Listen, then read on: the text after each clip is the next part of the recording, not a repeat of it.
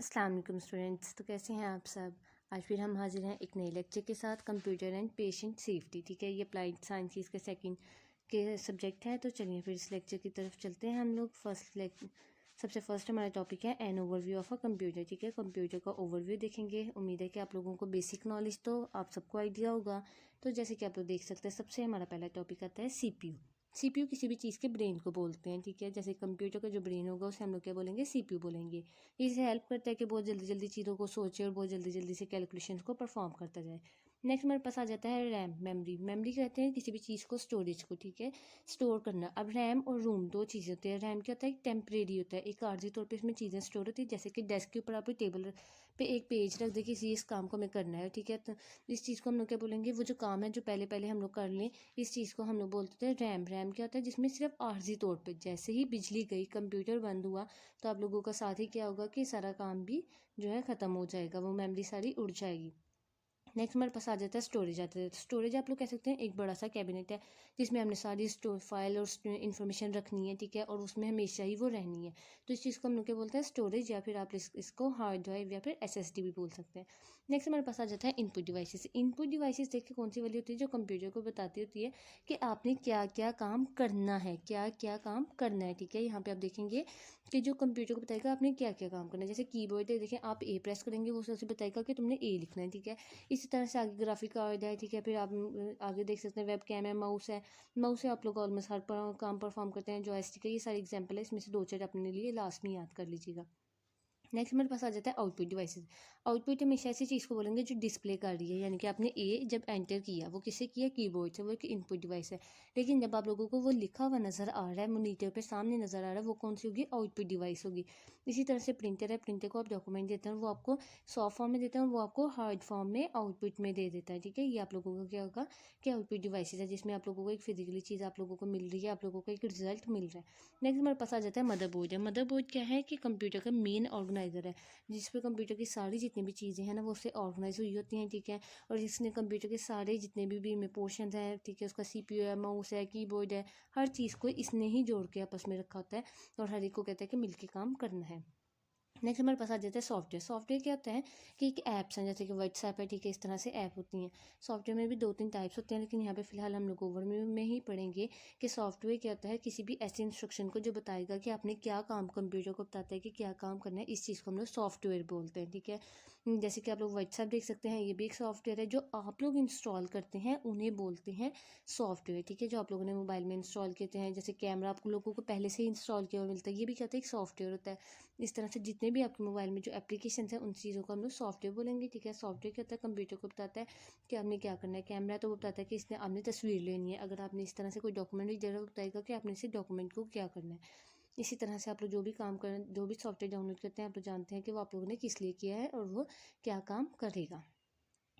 चलें फिर next lecture की तरफ भी चलते हैं, टाइप ऑफ कंप्यूटर्स। अब कंप्यूटर की हम लोग टाइप्स की तरफ चलते हैं। सबसे पहले हमारे पास आ जाता है सुपर कंप्यूटर। सुपर कंप्यूटर आप लोग बिल्कुल इस तरह से समझ लें, जो सुपर हीरोज़ होते हैं, बहुत ज़्यादा पावरफुल होते हैं, और जो बड़े बड़े काम होते हैं वो ये करते हैं। ठीक है, ये कोई छोटे मोटे वाले काम नहीं करेगा, ये बहुत बड़े बड़े काम करेगा। ठीक है, इसकी स्पीड भी जो होगी वो बहुत ज़्यादा, अब जो बड़ा काम करेगा तो उसकी स्पीड भी तेज़ी होगी। ठीक है, वो डाटा को बहुत फास्टली जो है सारी कैलकुलेशंस करेगा, वो बाई के नहीं ट्रिलियन ऑफ कैलकुलेशंस कर सकता है। ठीक है, अरबों खरबों पर सेकेंड में कर सकता है।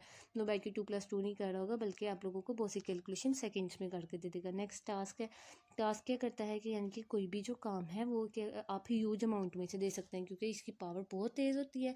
आपके पास जितना मर्जी काम हो, यानी एक पूरी फैक्ट्री की अगर डाटा कैलकुलेट करना हो तो उसके लिए भी आप लोग इसे इस्तेमाल कर सकते हैं। इवन कि जैसे कि आप लोगों ने देखा होगा, वेदर हम लोग पहले ही देख लेते हैं कि कल क्या मौसम होगा। फिर इसके अलावा साइंटिफिक रिसर्च है, या फिर इवन के न्यूक्लियर रिएक्टर्स हैं, यानी ये जो बम वगैरह चलाने के लिए होता है, ये है।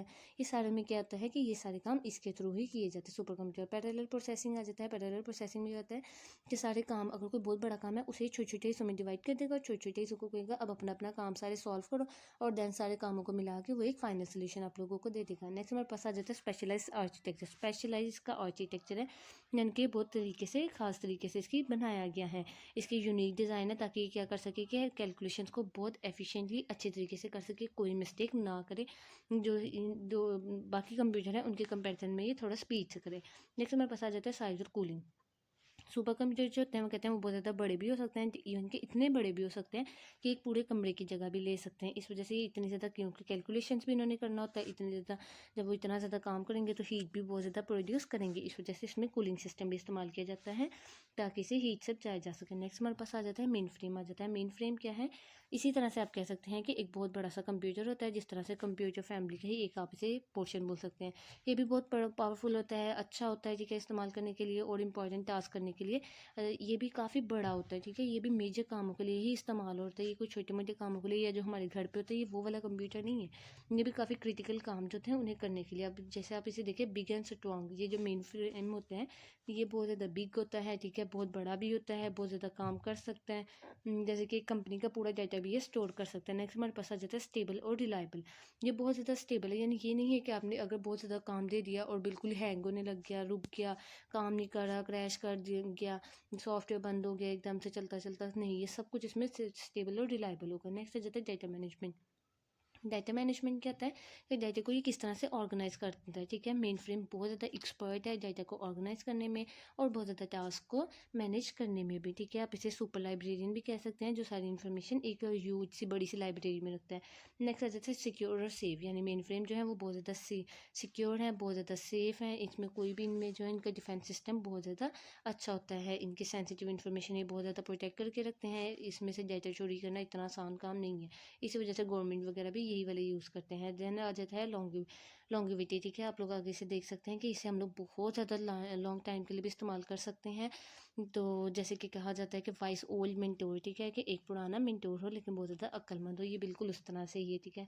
ये बहुत देर तक इस्तेमाल किया जा सकता है और इसमें न्यू टेक्नोलॉजीज़ हैं, टाइम से अपडेट भी होती रहती हैं। आगे नेक्स्ट आ जाता है मिनी कंप्यूटर। मिनी कंप्यूटर अब आप लोग वही समझ लें जब आप लोगों के हाथों में आ चुका है, इसी चीज़ को हम लोग बोलेंगे, ठीक है, जो ना तो इतना बड़ा होगा कि बिल्कुल ही आप उसे कहेंगे सुपर हीरो है, और ना ही इतना छोटा होगा कि आप उसे कहेंगे कि ये मेन फ्रेम है, ठीक है। एक मिडल से साइज़ का होता है। अब इसकी साइज़ और पावर देखी जाए तो ये बहुत ज़्यादा स्मॉलर होता है मेन फ्रेम के मुकाबले में, लेकिन इसकी पावर काफ़ी ज़्यादा होती है। मतलब आप डेली यूज़ में, अब जो लोग जो कंप्यूटर इस्तेमाल कर रहे हैं, अब ये उसकी बात हो रही है। वर्सेटैलिटी क्या, ठीक है, वर्सेटैलिटी यही है कि ये ऑलराउंड प्लेयर होता है, हर तरीके से इसे इस्तेमाल किया जा सकता है। कल ये नहीं है कि सिर्फ मैथमेटिकल कैलकुलेशन करेगा, बल्कि आप लोगों को और भी बहुत ज़्यादा चीज़ों में, डिफरेंट काम में, दिन में जितने डिफरेंट काम है उनके लिए आप लोगों को हेल्प आउट करेगा। किसी को वर्ड के लिए काम करेगा, किसी के लिए एक्सेल के पे काम करेगा, किसी के लिए पावर पॉइंट, हर एक का डिफरेंट डिफरेंट काम वो करेगा, ठीक है, एक ही चीज़। इस तरह से ऑलराउंडर है। नेक्स्ट इसकी आ जाती है डाटा प्रोसेसिंग। आ जाती है डाटा, ये भी जो है ये इसमें भी बहुत ज़्यादा अच्छा है, बहुत अच्छा मैनेज डाटा जो है डाटा बहुत अच्छे से मैनेज करता है, बहुत ज़्यादा सुटेबल भी है, ठीक है, टिपिकल कंप्यूटर्स के मुकाबले में। कनेक्टिविटी भी इसकी अच्छी है, ठीक है। सोशल सिबलिंग जैसे ये कहा जाता है, जैसे एक सोशल सिबलिंग होते हैं, मिनी कंप्यूटर्स भी बिल्कुल उसी तरह से दूसरे सिस्टम से बहुत अच्छे से कनेक्ट हो जाते हैं और ये पार्ट ऑफ अ नेटवर्क होते हैं। इन्फॉर्मेशन बहुत आराम से शेयर हो जाती है। कॉस्ट एफिशिएंट के लिए ऐसे भी बात की जाए तो, जबकि आप लोगों को पता है कि मेन फ्रेम्स काफ़ी एक्सपेंसिव होता है, लेकिन ये जो होते हैं ये पावरफुल भी होते हैं और अफोर्डेबल भी होते हैं, यानी ये इतने एक्सपेंसिव नहीं होते हैं। तो नेक्स्ट हमारे पास आ जाता है वर्क स्टेशन कंप्यूटर। आ जाता है, ठीक है। वर्क स्टेशन अब आप लोगों को आइडिया हो गया कि जो आप लोगों के घर पे पड़ा हुआ कंप्यूटर होता है, डेस्कटॉप के ऊपर होता है, ठीक है, वेल इक्विप होता है, स्पेशलाइज्ड है, एक प्रोफेशनल के लिए ऑफिस में मतलब जो इस्तेमाल किया जा रहा होता है। अब इसमें क्या होता है, पर्सनल वर्क स्पेस होती है। पर्सनल वर्क स्पेस आप लोग ऑलमोस्ट समझ ही गए होंगे कि एक वर्क स्टेशन क्या है, कि आप लोगों का अपनी डेजिग्नेटेड स्पेस पे आप लोगों ने अपनी ही पसंद की स्पेस पे उसे रखा हो, ठीक है, और उसे जैसे चाहें, जो काम चाहें वो उसे करवा सके। जैसे कि आप लोग कोई डिज़ाइनिंग करवाना चाहते हैं, इंजीनियरिंग या फिर scientific task. High performance computer होते हैं, ठीक है। ये it is not just any computer, ये किसी कंप्यूटर की तरह नहीं होते। वर्क स्टेशन जो होते हैं वो कहते हैं कि एक आप लोग उसे प्लेयर बोल सकते हैं।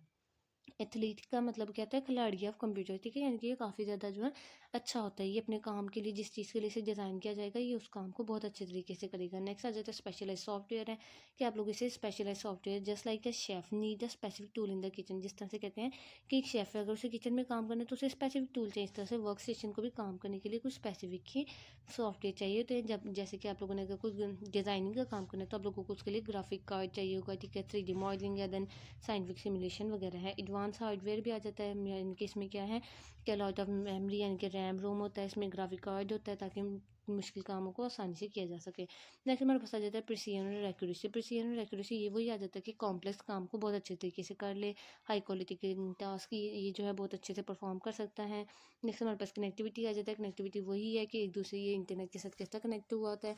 तो ये वेल कनेक्टेड होता है, इसमें बहुत ज़्यादा ये ऑफर लिंक टू सर्वर, ठीक है, सर्वर के साथ ये कनेक्ट भी हो जाता है, दूसरे कंप्यूटर्स के साथ भी हो जाता है और कोलैबोरेशन को भी अलाउ करता है और कहता है कि इसके जो रिसोर्सेज हैं उन्हें भी अच्छे से इस्तेमाल किया जा सकता है। नेक्स्ट हमारे पास आ जाता है पर्सनल कंप्यूटर, पीसी आ जाता है। ठीक है, पीसी अब आप लोगों को पता है, आप लोगों की अपनी स्पेस होती है, आप लोगों के अपने काम होते हैं, यूज़र फ्रेंडली होता है, यानी कि आप लोगों को बहुत आसानी से समझ आ जाता है, अफोर्डेबल होता है, बहुत आसानी से खरीदा जा सकता है, ज़्यादा महंगा नहीं होता है। नेक्स्ट वर्सेटैलिटी की बात करते चले तो वर्सेटैलिटी आप लोगों को बता चुकी हूँ कि एक ही कंप्यूटर बहुत ज़्यादा कामों को कर सके तो उस चीज़ को हम लोग वर्सेटैलिटी बोलते हैं। ठीक है, इसी तरह से ये कंप्यूटर भी बहुत ज़्यादा काम कर सकते हैं। नेक्स्ट हमारे पास आ जाता है इंटरटेनमेंट हब है, यानी कि आप लोग इसमें मूवीज़ देखें, गेम्स देखें या फिर म्यूज़िक सुने या फिर जो आप लोग चाहें आप लोग उसे कर सकते हैं। तो ये आज हमारे 2 लेक्चर्स थे। इंशाल्लाह नेक्स्ट आप लोगों के लिए लेक्चर नेक्स्ट वाला अगर आप लोगों को पसंद आया तो ये सीरीज़ कंटिन्यू करेंगे। तो आपने अपनी अपनी राय का इज़हार कमेंट सेक्शन में ज़रूर करना है। खुदा हाफिज़।